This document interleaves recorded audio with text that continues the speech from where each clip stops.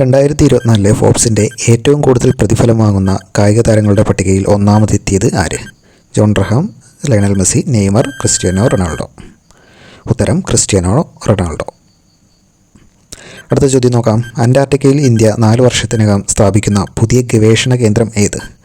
മൈത്രി 2, ഭാരതി 2, പത്മം, വീർ 0.1. ഉത്തരം മൈത്രി 2. അടുത്ത ചോദ്യം നോക്കാം. കർഷകരെ സഹായിക്കാൻ കുടുംബശ്രീ അംഗങ്ങളെ ഉൾപ്പെടുത്തി കൃഷിയിടത്തിൽ ഡ്രോണുകൾ ഉപയോഗിക്കുന്ന പദ്ധതി ഏത്? മിത്രം, ആകാശ്, ഡ്രോൺശ്രീ, സ്മാർട്ട് ശ്രീ. ഉത്തരം ഡ്രോൺശ്രീ.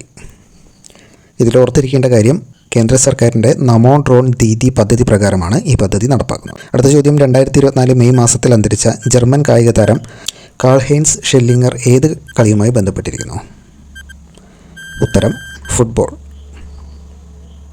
അടുത്ത ചോദ്യം നോക്കാം. സംസ്ഥാനത്തെ മുഴുവൻ സഹകരണ സ്ഥാപനങ്ങളുടെ വളപ്പിലും പ്ലാവ് നട്ട് ചക്ക ഉൽപ്പാദിപ്പിക്കാനുള്ള സഹകരണ വകുപ്പിൻ്റെ പദ്ധതി ഏത്? ഹരിതശ്രീ, ഗ്രീൻ ഫ്രൂട്ട്, ഹരിതം സഹകരണം. ഇതൊന്നുമല്ല.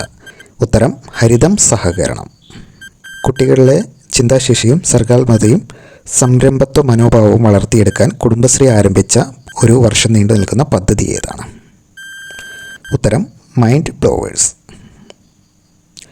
അടുത്ത ചോദ്യം നോക്കാം. 2027 ഫിഫ വനിതാ ലോകകപ്പിന് ആതിഥേയത്വം വഹിക്കുന്ന രാജ്യം ഏതാണ്? India, Pakistan, Brazil, Argentina. ഉത്തരം ബ്രസീൽ. ഇനി ഇന്നത്തെ ദിവസം ഓർത്തിരിക്കേണ്ട പ്രധാന എക്സ്ട്രാ പോയിൻറ്റ്സ് ആണ്. നോക്കാം.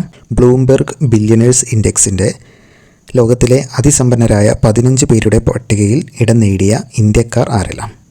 മുകേഷ് അംബാനിയും ഗൗതം അംബാനിയുമാണ്. മുകേഷ് അംബാനിയുടെ സ്ഥാനം 12ാമതും 14ാമത്തെ സ്ഥാനത്തിൽ ഗൗതം അദാനിയുമാണുള്ളത്.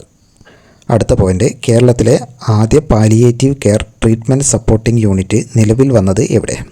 കൊല്ലം ജില്ലയിലാണ്. അടുത്ത പോയിൻ്റ്.